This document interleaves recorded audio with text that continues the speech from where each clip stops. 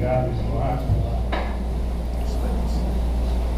pela apresentação e provocações da apresentação anterior. E é para mim uma honra, um privilégio ter uma audiência tão carinhosa nesse momento de 22 de janeiro. Eu queria agradecer muitíssimo a Juarez, a Domingues,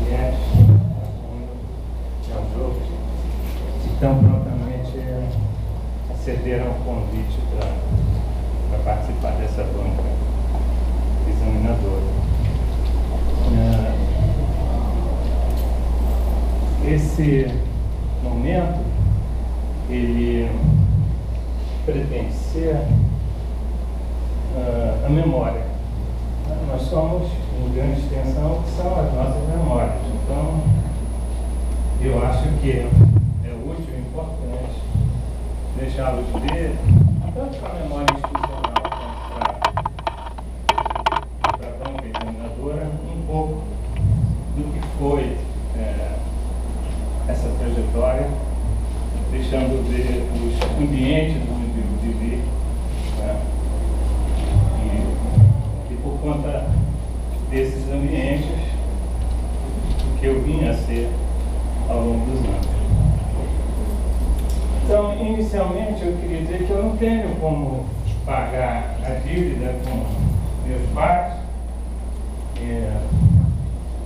meus irmãos, que você tem ali ao centro, e meus filhos, minha mulher, Ana, que, ao fim e ao cabo, são os elementos de início, do meio e do fim, que me fizeram buscar me tornar uma pessoa melhor. Esse esforço de construção do memorial, que foi feito num tempo relativamente curto, eu estava ainda me preparando para voltar para o país quando o Edmar me convidou para essa empreitada. Ele é dedicado a Eduardo Oswaldo Cruz, que perdemos recentemente e que certamente gostaria de participar desse momento. Então, eu mostro a vocês essa etapa da minha vida. À esquerda, meus pais, no dia do casamento. Nós somos 8 irmãos, eu sou o quarto deles. Estou ali sentado no colo da minha mãe, Laura. Meu pai, José, com o meu irmão mais velho, de perto, Armando, Nazaré, e aquela fotografia ali aos 12 anos de idade. Então, essa família grande, que cresceu no interior do estado, é um pouco do que eu vou mostrar em seguida. Tal como vocês viram, Edmar contar, nós também vivemos, enquanto crianças, na margem do rio Trombetas. Então, a água, um dos elementos essenciais da natureza, vai ter uma importância capital na minha vida. Esse é um momento do banho saltado. Vocês veem Dona Ana ali à direita, numa foto antiga, a neta da professora Regina Guerreiro, ao centro, e Esmeraldo, numa pirueta, imitando os acrobatas de circo das águas, naturalmente. Todos nós nascemos católicos, todos fizeram primeira comunhão. Eu venho a foto do irmão mais velho à esquerda, esse óculos aí sou eu, Nazaré, minha irmã mais velha, Domingos e Zé Antônio. No final, naturalmente, os esforços da minha mãe não foram tão homogêneos, embora as crenças tenham mudado ao longo dos anos, todos nós preservamos o espírito cristão de generosidade e compaixão. determinado momento, quando acabava a escola fundamental de média, nós inexoravelmente tínhamos que mudar para a cidade. E meu pai e minha mãe, como os pais de Edmar, proveram todos os meios e motivos para que todos estudássemos e escolhêssemos o que queríamos fazer da vida. Eu sou aquele menino de óculos de novo ali, marcado pela caneta,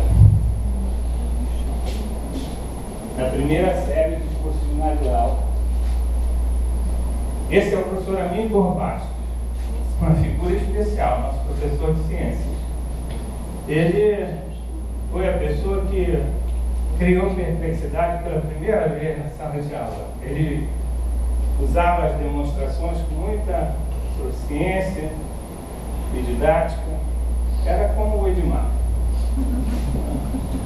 E ele então nos mostrou a viragem do pH, né, com a fenolftaleína e o tornassol. Aquela mudança de cor era realmente um negócio mágico. E eu então comecei a ser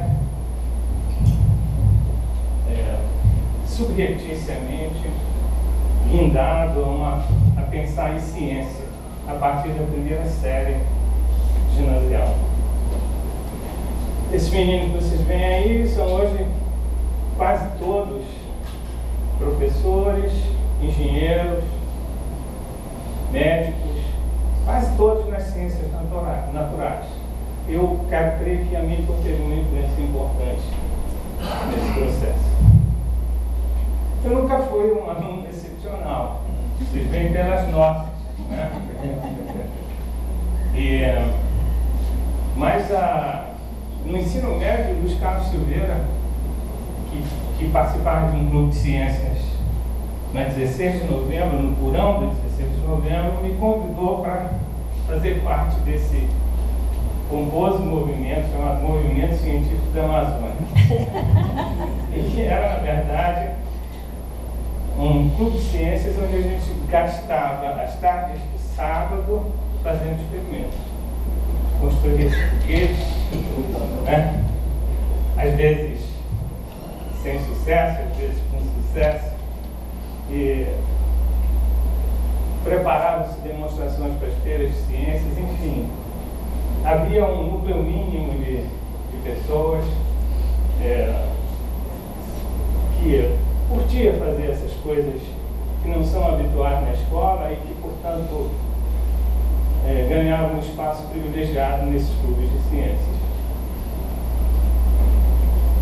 Eu nunca deixei de voltar a Oriximiná, minha terra. E lá, nesses encontros e reencontros, encontrei Dona Ana, que é essa moreninha que vocês estão vendo aqui. Desde então, nós nos encontramos e desencontramos muitas vezes. E finalmente, vocês vão ver depois, nos casamos e estamos partilhando o salve todo dia há 37 anos. Aqui ao lado vocês veem um momento importante, onde os meninos voltam para a cidade do interior e se reúnem. Aqui vocês podem reconhecer o professor Domingos, eu estou aqui atrás, João Guerreiro está lá atrás, e então nós festejávamos esse regresso às nossas origens quase todo final de ano. Depois, a faculdade de medicina, um período difícil, período onde eu fui exposto à miséria e à morte produzidas lado a lado.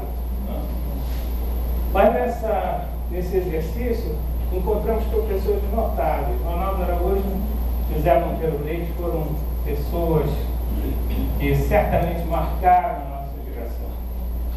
Eles tinham um cuidado especial em estabelecer relações de causa e efeito quando ensinavam a anatomia e fisiologia patológica. Por conta disso, nós desconfiávamos que era possível ser feliz atrás dos instrumentos e das ideias. E isso era um prenúncio de que era possível. Por conta desse período turbulento emocionalmente, eu fui tomado pela mão pelo meu professor de psicologia médica, Dr. Lavín Braga, a quem eu devo a minha recondução ao trilho natural de um estudante de medicina. E, finalmente, me formei em 77. Curiosamente, antes que a gente pudesse prever o destino, Luiz Carlos Silveira e José Luiz firmaram isto que vocês estão vendo aqui, que é uma espécie de contrato. É um contrato de 1972, onde nós nos comprometimos a nos encontrarmos em 1999, portanto na virada do milênio. E nós tínhamos tanta certeza de que isso ia acontecer, que assinamos esse contrato. É claro que não nos encontramos como a gente gostaria em 1999, mas isso é bem um prenúncio da força que tinham os nossos sonhos naquela época. Nós achávamos que tudo daria certo. E curiosamente, o destino tramava a favor naquela época, conspirava a favor. O professor João Paulo Mendes, que vocês estão vendo aqui, ex-diretor deste centro, o professor Antônio Paz Carvalho, do Instituto de Biofísica, da UFRJ, desenharam um projeto cujo objetivo final era fazer com que o braço novo do H deste centro pudesse ser povoado por docentes pesquisadores. Mais especificamente, o Departamento de Fisiologia.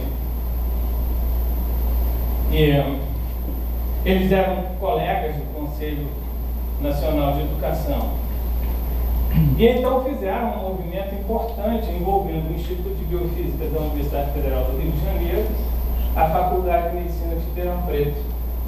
Trouxeram para cá o que havia de mais expressivo nas ciências fisiológicas para entrevistar os professores do departamento.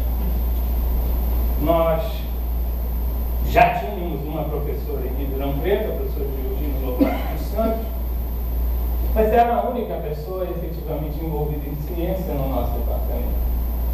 Curiosamente, desse esforço notável, sobraram 2 monitores para o projeto, Luiz Carlos Silveira e Cristóvão Diniz. Nenhum professor do departamento topou a parada. De qualquer maneira, nós achávamos que não devíamos recuar.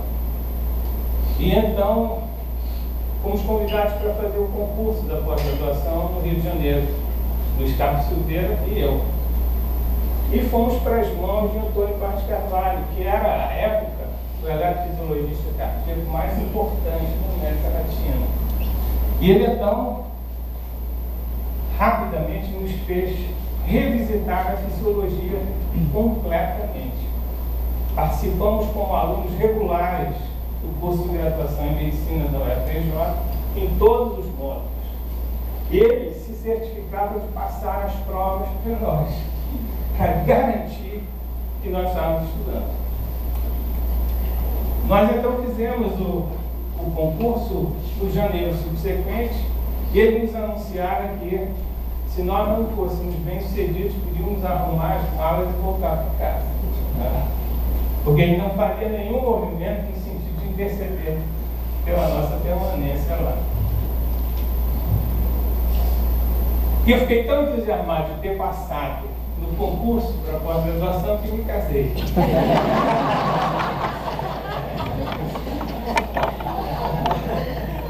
E curiosamente, Dona Ana, que era a única que tinha um emprego lá no Rio de Janeiro, passou a tomar conta do orçamento da casa, que naturalmente era do tamanho das nossas finanças. Eu havia alugado um quarto e sala, que era o que cabia no orçamento. Mas esse quarto e sala, ele ficava estrategicamente situado em cima de uma garagem, de frente para a Baía da Guanabara. Eu voltava à água do meu tempo de infância. Então, esse lugar, com essa paisagem linda da Baía da Guanabara, foi certamente uma maneira de nós amenizarmos esse tempo que passamos do lado de lá, longe da família dela. Essa é uma muito corajosa. Casou-se com um cara que não tinha dinheiro, né? Ela estava bem aqui em Belém com a família e foi sustentar o marido lá. Então, realmente, conosco, esse tempo passou de uma das irmãs mais moças de Ana, que foi uma companheira, e nós temos muitos motivos para gostar dela, mas, sobretudo, ela foi a pessoa que recebeu os nossos meninos, Cristóvão, Daniel e Sérgio, muito carinhosamente. Então, até hoje, sempre que podemos, ficamos juntos, né? E agradecemos a essa menina. Vejam só, tudo conspirava a favor. Em julho, o reitor Araci Amazonas Barreto, num gesto absolutamente inusitado, manda nos contratar como professores colaboradores. Esse é o meu primeiro e único contrato, a vida inteira. Né?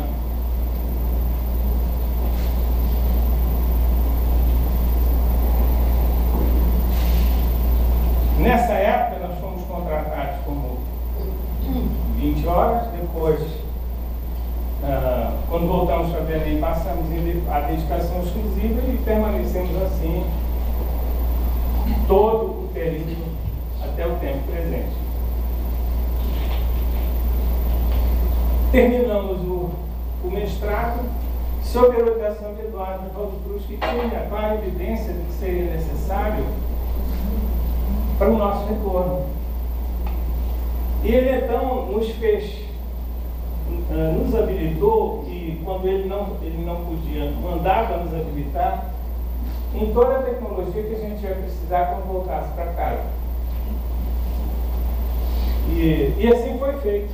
Nós nos habilitamos em muitas ferramentas experimentais, das mais simples às mais sofisticadas, e viemos para Belém.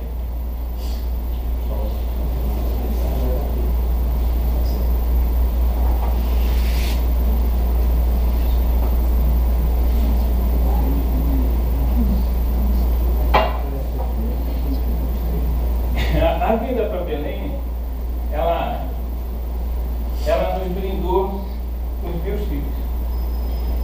Ana veio do Rio de Janeiro grávida de Cristóvão, logo em seguida nasceu Daniel e depois o César. E agora nós já temos o nosso primeiro neto, que também se chama Cristóvão.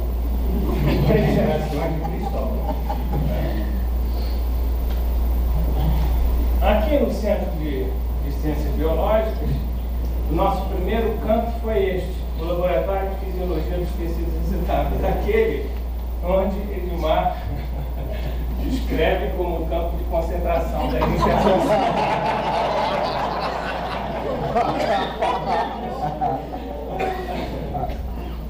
Mas, curiosamente, esse esforço inicial foi pago com café, num convênio com a Europa Oriental, né, que deu recurso para o Premesul 4. Né? Esse microscópio, por exemplo, foi a nossa peça fundamental para os experimentos cirúrgicos que nós desenvolvemos naquele período. Outros equipamentos foram recolhidos debaixo das bancadas que estavam em desuso, foram recalchutados, e aí nós pusemos o pé na estrada, vamos dizer assim. Nessa época, eu preciso dizer a vocês, era esperado que as pessoas que queriam fazer ciência na universidade tivessem 4 talentos fundamentais. Primeiro, que eles fossem competentes naquilo que faziam.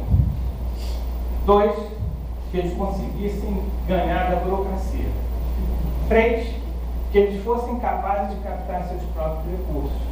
E 4, que eles sobrevivessem ao isolamento científico. Ora, você pretender que uma pessoa tenha esta habilidade na partida é certamente apostar na derrota.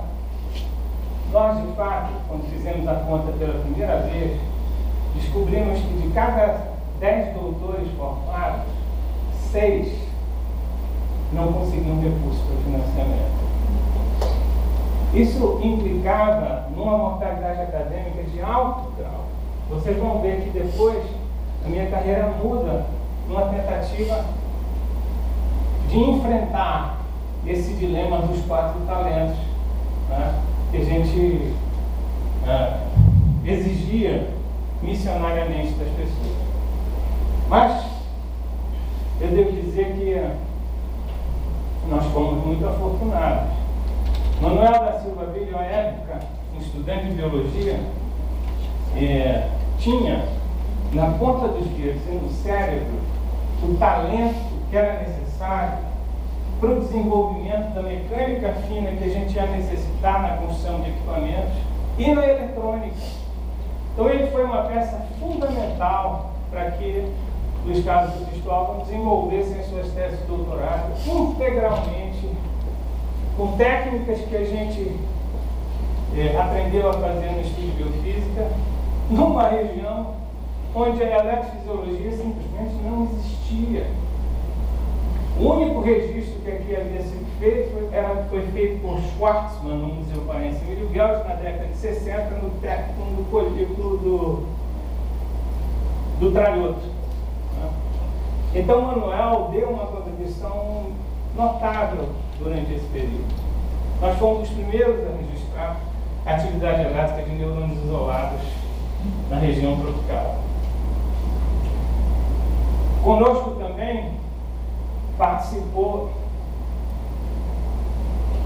como ainda um menino, né, Joel Correia de Souza, como histologista e fotógrafo. Ele aprendeu a fazer essas coisas conosco e chamou para si essa atividade durante muitos anos. Hoje é professor da UFRA e ele sempre uso como exemplo de que quem salva o mundo inteiro. Joel é claramente uma pessoa de mérito. Antônio Jerônimo foi o nosso secretário por muito tempo e muitos alunos de iniciação científica, eu cito 3, Juarez Antônio Simões Quaresma, hoje reitor da UEPA, Edmar Tavares, diretor do ICB, e Lilian Rosana Ferreira Faro, hoje na Espanha. Mas o número de alunos que se beneficiaram dessa atmosfera foi muito impressionante. Oswaldo Cruz não tinha terminado o seu trabalho ainda, ele voltava a cada período e nos ajudava e determinou que nós tínhamos que ir para o exterior. E assim foi feito. Luiz Carlos foi trabalhar com Alan Cowley no Departamento de Psicologia Experimental da Universidade de Oxford e eu fui trabalhar com Kevin Martin no Departamento de Farmacologia da mesma universidade. Esse é um momento de encontro em nossa casa na Inglaterra. Quando eu voltei para o Brasil, eu voltei com a minhoca na cabeça dos 4 talentos. E fui guindado à administração.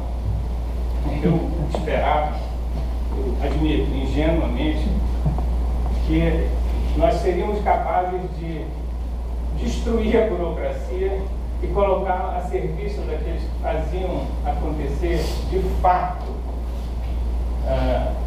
a experiência docente e de iniciação científica. Eu comecei aqui na coordenação do programa de pós-graduação, Depois eu fui para a Pró-Reitoria de Pesquisa, na administração do professor Marcos Chimenez.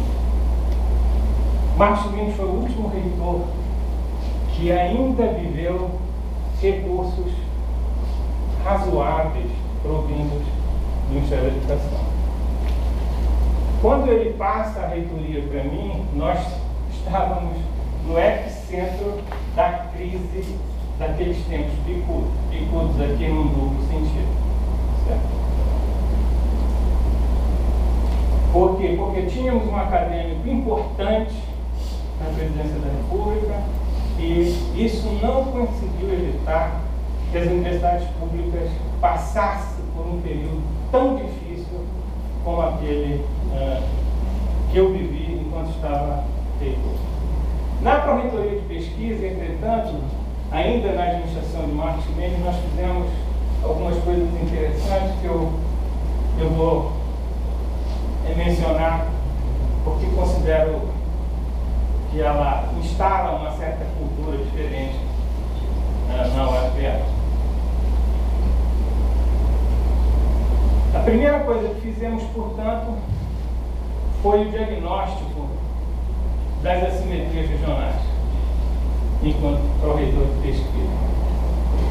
Esse diagnóstico mostrava as diferenças abissais entre a região norte e a região nordeste e as demais regiões brasileiras, tanto em termos de competência instalada, quanto em recursos necessários para corrigir essa pobreza acadêmica, né, que eles costumavam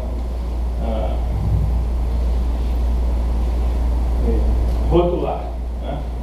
E o nosso pecado era punido com a seguinte penitência: não receberão recursos para corrigir esse pecado horrível de ter uma densidade de competência instalada muito baixa. Então nós andávamos em círculos.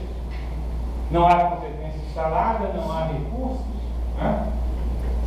E esse livro só foi possível graças ao trabalho magistral de Graça Pena e Francinete Freitas, que se dispuseram a trabalhar na coleta dos dados nas agências e cuidar dos aspectos técnicos e estéticos dessa publicação. No final desse mandato, o Fórum de Pró-Reitores da Regional Norte reconhece e aí então nos homenageia numa das reuniões, e é essa placa que você vê aqui ao lado. Depois veio a reitoria, né? A professora Zélia Amador de Deus, né? No exercício de transferir o cargo de reitor, né? Porque ela era a pessoa que tinha assumido a reitoria na ausência do professor Marcos Chimenez.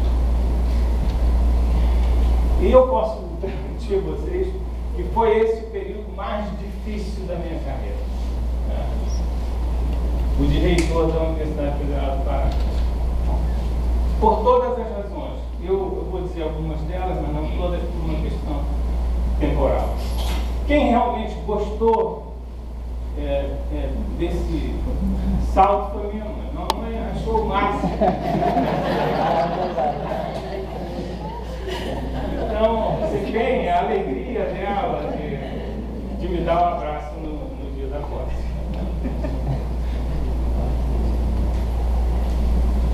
Esse esforço de documentação prosseguiu e nós escrevemos 2 outros livros importantes, né, que tratavam das assimetrias da educação superior no Brasil, com o professor Renato Guerra, e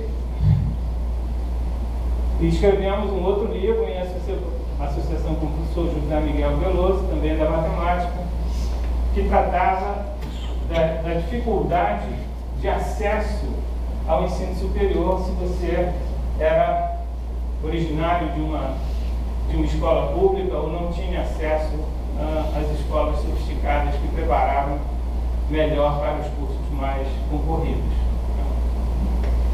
Curiosamente, durante esse período de vacas magras aconteceram coisas muito interessantes. A primeira delas foi na interiorização. Eu recebi o campus de Bragança numa guerra civil dentro da academia. Dois partidos disputavam vigorosamente o campus.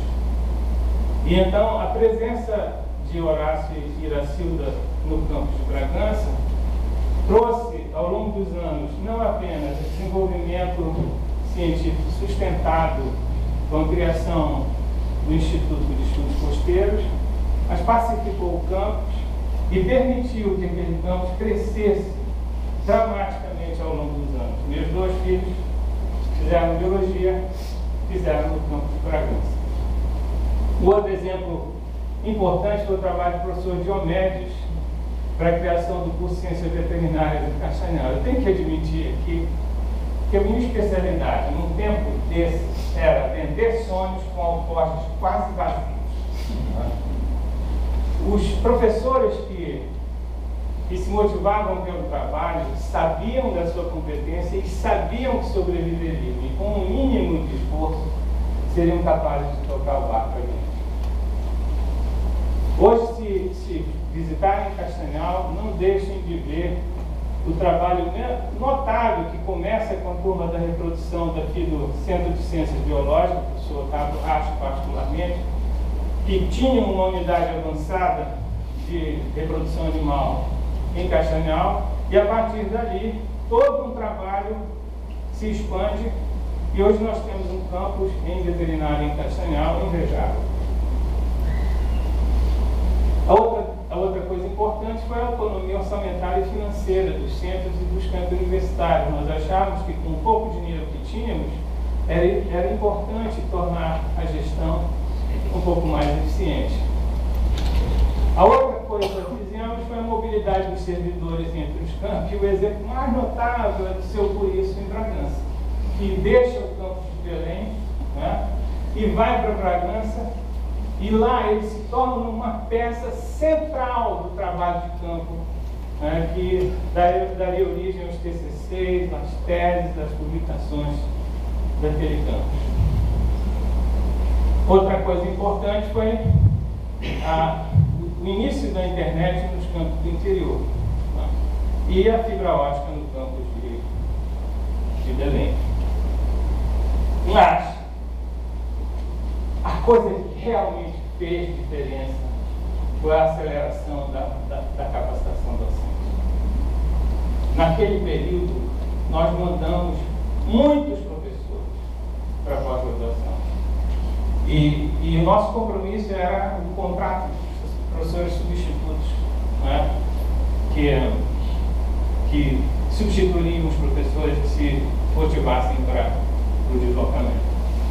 Tanto esses diplomas que foram conferidos por conta desse trabalho insano na administração, eles na verdade não são dirigidos a mim, eles são dirigidos à instituição. O fato de ter o nome do professor Cristóvão ali não representa absolutamente nada que ele não faria o que foi feito sem o trabalho importante de todas essas pessoas que eu consigo nomear aqui, e eu não conseguiria nomeá-las todas, né? Mas os meus colaboradores mais diretos na administração, né, vocês veem listados aqui à esquerda. Eu peço desculpas por aqueles que eu não nomeei e que eu sei que também foram fundamentais para que esse investimento humano, o maior da Amazônia Brasileira, que é o FBA, continuasse o seu trabalho. Uma das dificuldades que nós já chamamos a atenção é que num lugar onde a densidade é pequena, formar recursos humanos é fundamental. E aqui vocês veem um trabalho muito bonito do João Bento, a fotografia das pessoas com quem eu trabalhei, né? E de certa forma ajudei a formar. E é deles que eu devo falar quando eu falo de produção científica. Vocês vão ver aquela série de trabalhos que a gente publicou, que os alunos de pós-graduação e os alunos de iniciação científica são de fato as pessoas que estão de frente do crime, estão na bancada lixando as lâminas, lavando a vidraria, né? E fazendo os experimentos, às vezes, de A a Z. Então, a eles, o meu reconhecimento primeiro.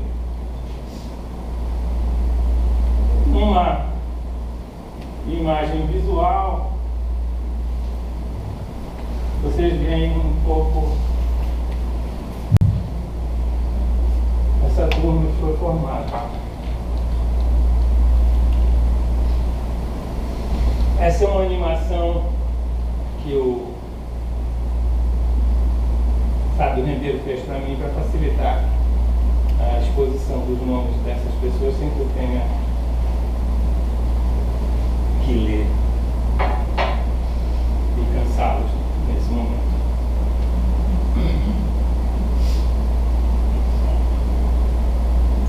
Tanto há aqui no CD netos e tataranetos de Eduardo Oswaldo Cruz, a primeira, a segunda e a terceira geração. Rafael, por exemplo, é um tataraneto de Oswaldo Cruz. Né? Foi cria do professor Wallace, que foi meu estudante, né? Eu fui estudante de Oswaldo Cruz, né? E aí temos... A outra coisa é a gente medir se de fato o que estamos fazendo está sendo lido. Então eu fiz uma compilação rápida das citações, não são muitas, mas são expressivas, né? Então aqui no Google Scholar mais de 1 milhar de citações, e aqui embaixo no Web of Science 900 e tantas citações. Eu dividiria a produção científica em duas fases. A fase dedicada ao sistema visual e a fase dedicada ao sistema límbico. Essa é a primeira fase. Né? Então aqui vocês veem uma contribuição de Manuel da Silva Filho, que, como eu falava, vai propiciar que os trabalhos de doutorado de Luiz Carlos Cristóvão, aqui um dos artigos publicados a partir das teses, se materializasse. Ele desenvolveu um simulador de cabeça, né, para olhos lateralizados na cabeça, sem o qual a gente não teria feito os estudos de campo receptor e nem teríamos descoberto que a cutia quebra uma regra importante da fisiologia sensorial, que é a regra de Abraham-Castle. Eu não entro em detalhes porque o tempo não vai me permitir fazer isso. Eu acho que temos coisas mais importantes na outra frente. Esses dois trabalhos eles são importantes sob uma ótica que é a implantação do Laboratório de Biologia Ambiental em Santarém. Um dos meus alunos migrou para Santarém, instalamos lá o Laboratório de Biologia Ambiental e as dissertações de mestrado de Wallace e a de doutorado de Ricardo Oliveira foram feitos integralmente em Santarém, pelo menos a geração dos dados preliminares. Eu destaquei apenas os trabalhos que têm cooperação interinstitucional por limitações temporais e pelo prazer que foi desenvolvê-los com meus colegas de outras instituições. Então aqui, por exemplo, a dissertação de mestrado da Emiliana Guerra da Rocha, que nós perdemos há 2 anos atrás, que inaugura uma cooperação com o Centro de Pesquisa em Visão, Tacto e Audição da Universidade de Queensland, na Austrália. Aqui, 4 diferentes trabalhos associados ao mestrado da Lilian Faro, Ana Carla Murim, Edmar Tavares da Costa, João Guedes da Franca. Eu, infelizmente, não consegui localizar os full papers, razão pela qual eu extraí diretamente do Codineg apenas o resumo.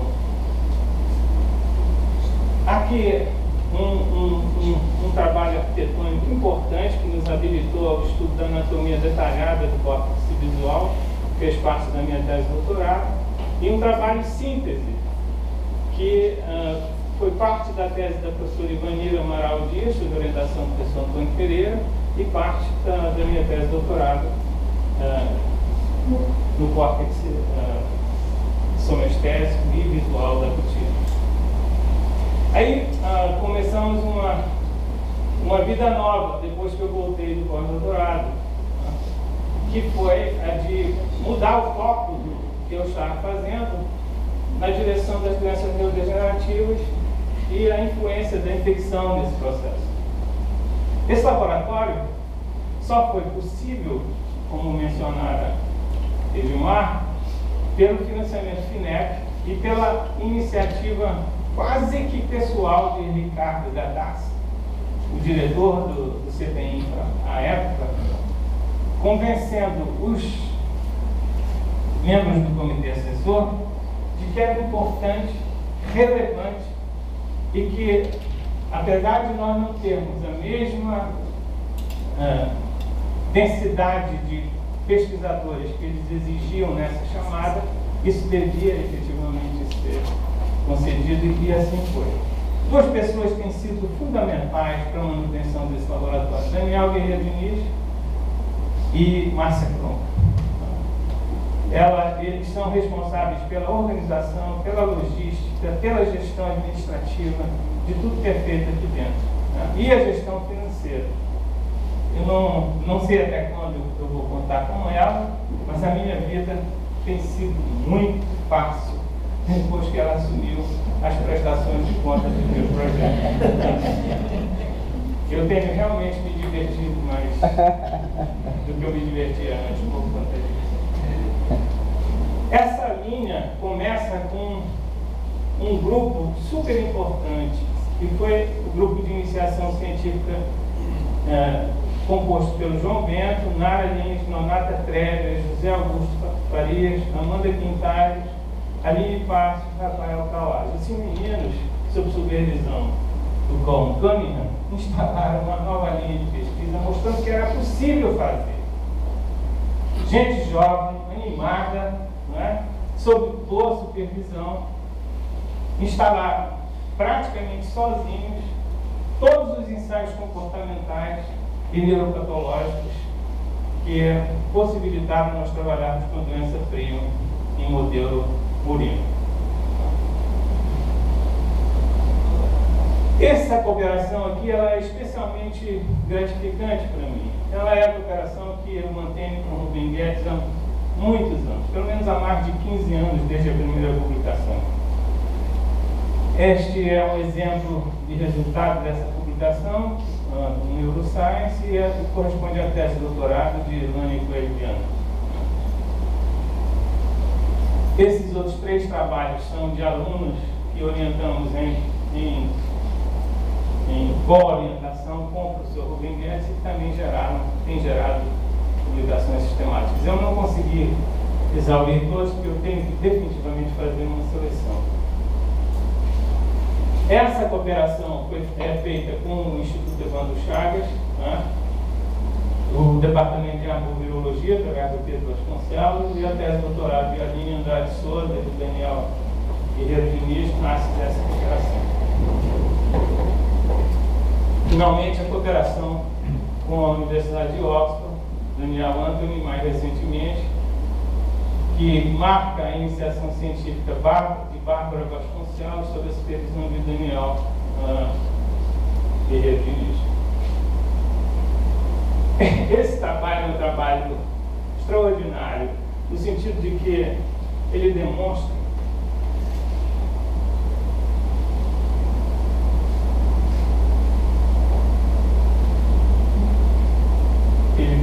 mais uma vez que é possível fazer em circunstâncias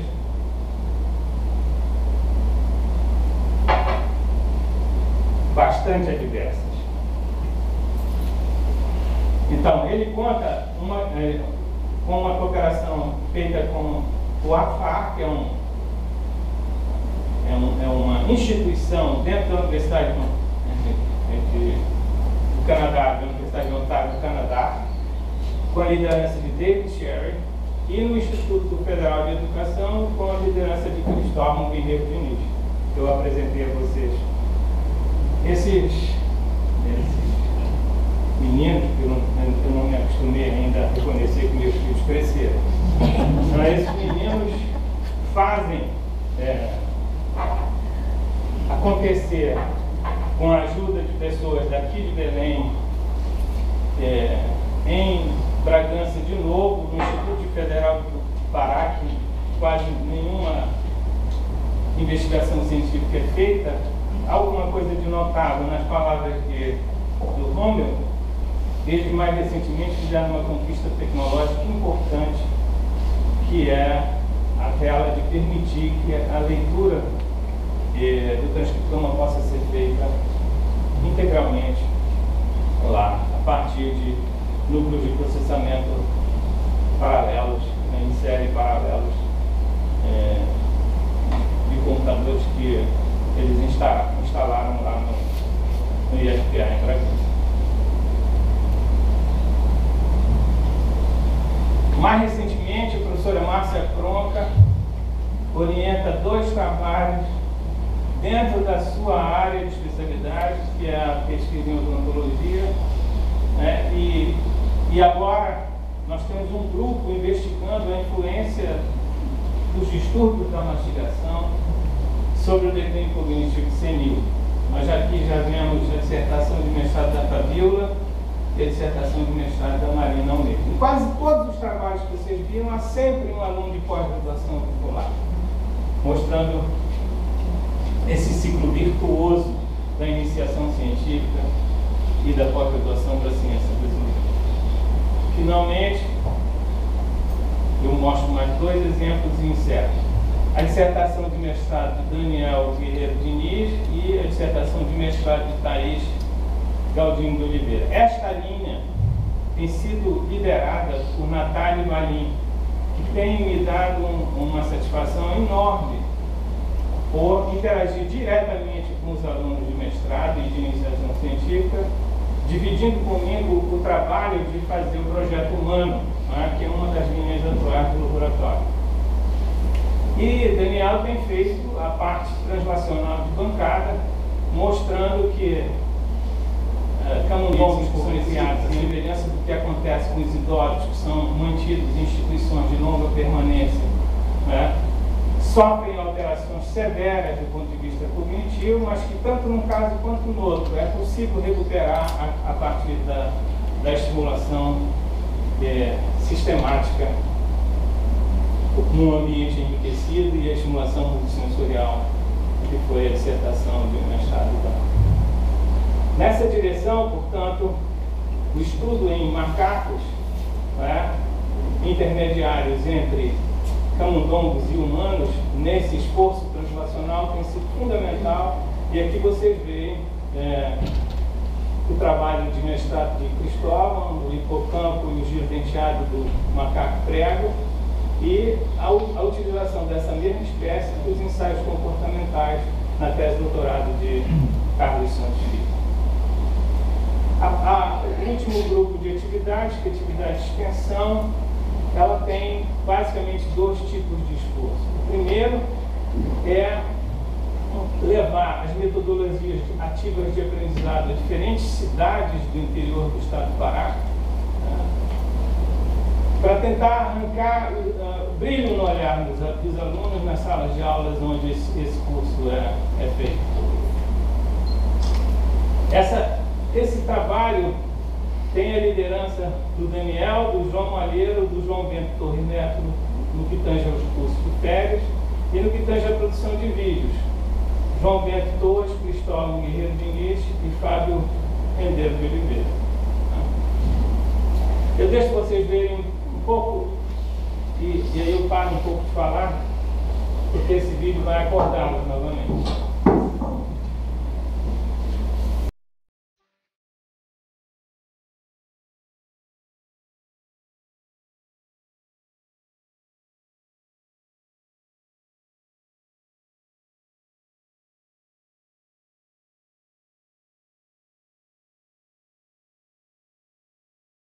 A vida explode exuberante nesta estufa tropical. Voltas e voltas sem fim neste rio eterno. Céu azul e água barrenta, vendo o verde nascer e sumir com o sol. O silêncio dos igapós, o barulho da máquina empurrando o barco, tudo virando música na orquestra amazônica. Revemos nossa gente em cada braço de rio, em cada pequena vila, nas canoas, nas cestas de fruta, em todos os lugares eles remam em direção à próxima refeição. Há que vê-los sem escolas, sem futuro, sem dentes e sorrindo. Há que vê-los a ouvir as cartas dos que se foram para a cidade grande, que a professora lê com os olhos sempre no papel para não ver-lhes os olhos molhados. De que histórias ouviremos dos muitos meninos e meninas que não puderam mudar para a cidade grande? De como são essas crianças sem começo, possivelmente sem meio, mas com o fim de todos. Quantas cantigas poderão cantar se já dormiam antes de ouvi-las? De que vidas falarão a não ser de suas próprias, construídas sobre quase nada e levando a nenhum lugar? Não nos dirão da música nem do homem, a não ser das imitações que conheceram. De que futuro nos dirão a não ser o da próxima refeição? Jamais ouvirão Mozart. Ficarão sem saber de Leonardo, sem conhecer Henrique V nas palavras de Shakespeare. Ninguém dentre eles apreciará a beleza de Isolda, e muitos deles morrerão sem virar homens. Quem são essas professoras que por gerações seguidas tentam ensinar os meninos a juntar as letras para formar palavras que supostamente permitiriam a transformação? Nestas águas grandes, seus esforços não dizem muito para o homem que vive do rio, a pendurar a isca, a consertar a rede, a levantar o assoalho, a capinar, a enterrar sementes, a embarcar o gado e a embriagar-se. De que destino falará aquele homem que senta sob suas pernas e observa o malabarismo das águas, fumando o cigarro que ele mesmo faz? Seus pais, como ele, não tinham as informações para serem capazes de apreciar o que significavam os esforços da professora. E não fariam só para agradá-la.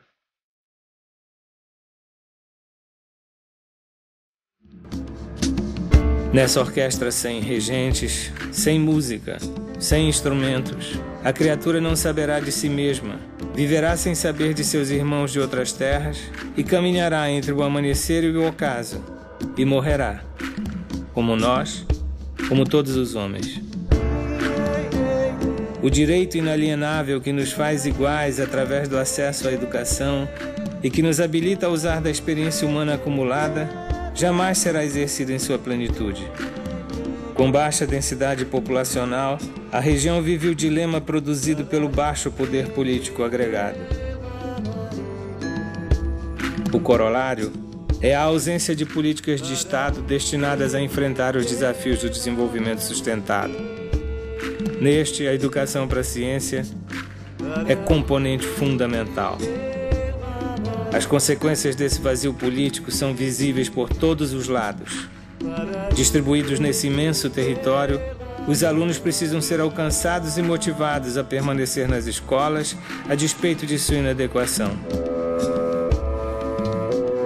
Neste mosaico de terra e água que continua longe do epicentro econômico do país, é lento o trabalho coletivo das universidades em busca de soluções.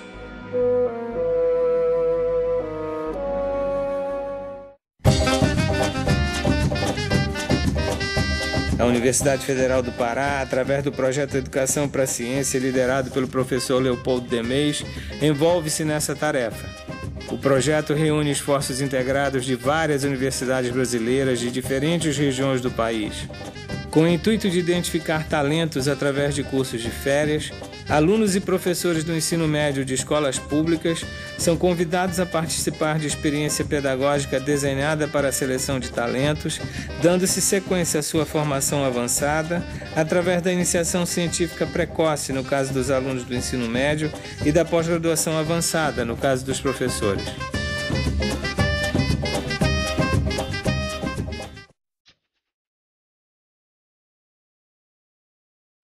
Esforço importante para a produção de material didático, com imagens em movimento para o ensino de ciências, também está sendo feito, sendo esta a história de nossa primeira experiência em vídeo. Nosso trabalho foi em busca de imagens em movimento que incorporassem a beleza e o contexto do cenário amazônico para produzir materiais didáticos na região, para a região. Em busca do contexto e dos personagens, nossa equipe se deslocou para as cidades de Bragança e Oriximiná e durante 2 semanas promoveu-se um duplo esforço: o de implantar o curso de férias e o de capturar imagens para o vídeo Os Caminhos da Serpente. Em cima de barcos e canoas, buscou-se documentar parte da geografia física das terras inundadas e da cultura local, incluindo aspectos do imaginário amazônico, de tal forma que o produto final pudesse conter elementos atraentes para alunos e professores. As imagens de estúdio complementam esse trabalho e a estratégia foi construir um vídeo que contivesse história e emoção regionais e que fugisse ao rigor informacional dos documentários.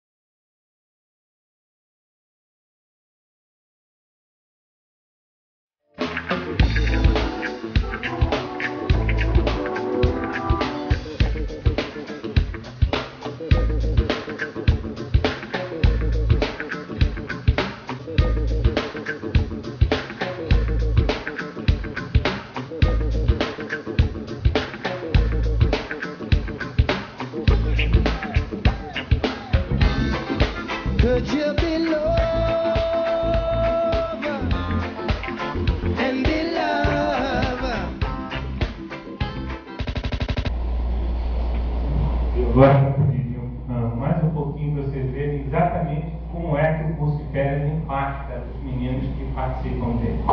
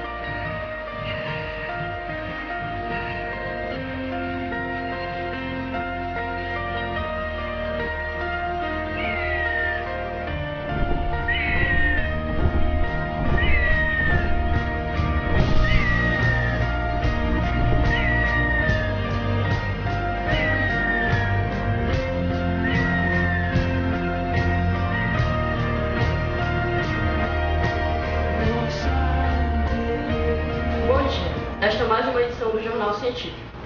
Na edição de hoje, iremos falar sobre o evento que está ocorrendo na UAB, Universidade Aberta do Brasil, que visa divulgar o conhecimento científico através de pesquisas e experimentos. A pesquisa desenvolvida aborda o sistema nervoso e tem como objetivo descobrir se o cérebro está ligado a todo o corpo. Em uma semana a gente aprendeu coisas que em anos, pelo menos eu não aprendi. Bem, eu acompanho o curso de férias já há vários anos. Na verdade, eu poderia até dizer que eu sou filho do curso de férias, né, como eu coloco na minha tese, porque eu participei da primeira e segunda edição do curso como aluno, né, como cursista matriculado, e posteriormente participei já como pesquisador, né, não só no meu trabalho de mestrado quanto no trabalho de doutorado. E agora estamos com 2 orientandos meus. Moisés Davi das Neves e Renato Silva, ele professor de Química e Moisés de Geologia. Bem, o que a gente observa? O que a gente observa hoje, atualmente, na educação de um modo geral, em particular a educação para a ciência, é que realmente muitas pesquisas são feitas, né? Muitos problemas na área educacional são externalizados através dessas pesquisas, mas que o impacto dessas pesquisas na sala de aula ele praticamente é nulo, né? Não existe impacto na sala de aula, até porque a maioria dos professores não tem acesso a essas a essas pesquisas, né? Só tem acesso àqueles que vão participar de um curso de pós-graduação, né? Aqueles que não vão participar, dificilmente eles vão ter acesso a esse tipo de pesquisa. Então, o que a gente observa, por exemplo, o que eu observo no curso de férias é que ele vai além da teoria, ele não fica só no referencial teórico. Então, no curso de férias, nós trabalhamos com aprendizagem baseada em problemas e aprendizagem baseada em evidências. Então, a gente não fica só no plano teórico, discutindo a teoria, discutindo os autores, que são importantes, né? Mas aqui a gente privilegia a prática, ou seja, o aluno, o cursista que participa, quer professor, quer aluno, nós formulamos os problemas e a partir dali diretamente vamos para as bancadas realizar os experimentos. Então, o curso ele é 100% prático, ou seja, você aprende a fazer na prática. Então, volto a dizer, o referencial teórico ele é importante, mas chega um momento em que essa teoria ela tem que ser posta em prática. Então, acho que o grande desafio do curso de férias não diria nem um desafio, o que acontece realmente no curso de férias é essa capacidade que se tem de trabalhar com a teoria na prática. Então, se trabalha os referenciais teóricos, mas vivenciando esse referencial teórico na prática. Foi importante para mim essa experiência porque eu estudei até o ano passado em escola pública e nós não tínhamos acesso a determinadas coisas. Muitas vezes era precário até ter livros. E nesses livros, muitas vezes, nós queremos apenas, como nós estudantes usamos na linguagem, é decorar o livro. Nós não queremos apenas procurar saber. Aqui foi diferente. Isso facilita e a gente aprende mais. Aprende mais rápido e aquilo fica na cabeça. Foi um método muito, muito diferente do que a gente está acostumado. Não é aquela coisa monótona da professora na frente, falando. A gente tem que revisar em casa, mas ali a gente não pôde, entra na cabeça. não, às vezes não entrava, a gente não entendia, mas ali a gente estava ali na prática, ela mostrava onde era, no camundongo, e foi bastante interessante. A gente viu em livro, por exemplo, o cerebelo, a gente chegava e falava para eles, aqui é o cerebelo. Eles falavam, não, será que é aí? Você tem certeza que é aí? Vamos procurar e tu vai ter que me provar que realmente aí é o cerebelo. Tudo que a gente falava, ele dizia assim, tu tem certeza? Tu tem que provar, tudo a gente tinha que provar se era mesmo. Não podia ficar só na teoria. Isso. Tinha que mostrar a teoria. Tinha que mostrar que sabia da teoria e mostrar na prática essa teoria, de provar. Se isso tivesse nas escolas, com certeza a aula seria muito mais interessante. Porque os alunos aprenderiam praticando, que é diferente de aprender só na teoria, que muitas vezes a gente não aprende. Tudo foi diferente do que eu imaginava, do que eu pensava, porque eu pensava que fosse aquilo da escola, entende? Sentar, o professor vai lá pra frente e explica alguma coisa. Eu pensava que fosse isso. Quando eu cheguei aqui, foi um impacto muito grande quando eu entrei naquela sala entrei lá na sala, vi os bichinhos, vi o método que ia ser utilizado. Foi fantástico, assim. Eu acho que essa semana vai ser uma semana que eu nunca mais vou esquecer.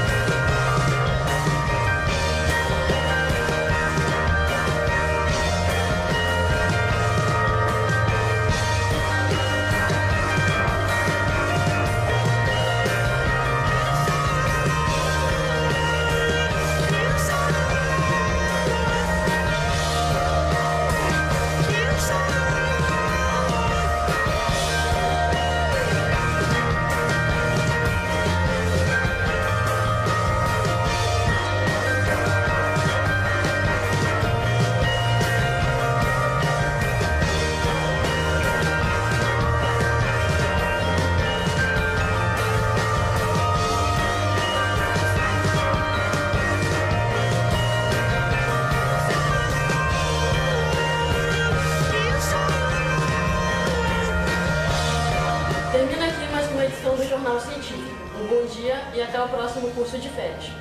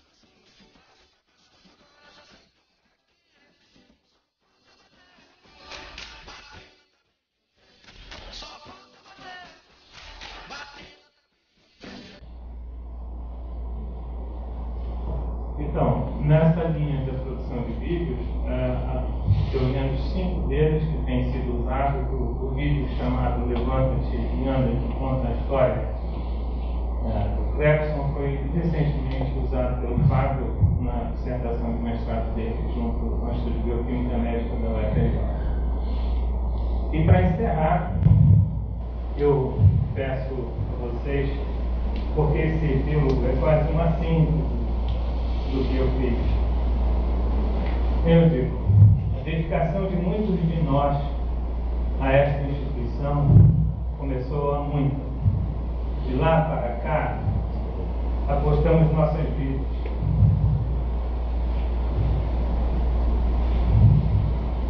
Na universidade. Embora tenha sido assim, ainda há tudo por fazer neste lugar amazônico. Desafio, entusiasmo e desânimo caminham juntos, ciclicamente, a atordoar-nos. Ensinar a voar os pássaros, afinal, não era tão simples. Havia que preencher o vazio dos céus. Nossos filhos nos mostraram a fragilidade e a fortaleza. Se misturam em nós. Mas apesar de nós, já são capazes de andar sozinhos. O relógio do tempo acelerou a sua marcha. Daqui para frente, tudo será breve. Isolda se foi por entre a fumaça. Já não há a névoa nem o espírito dos rios. O mito foi demolido. A asa do pássaro quebrou. É hora de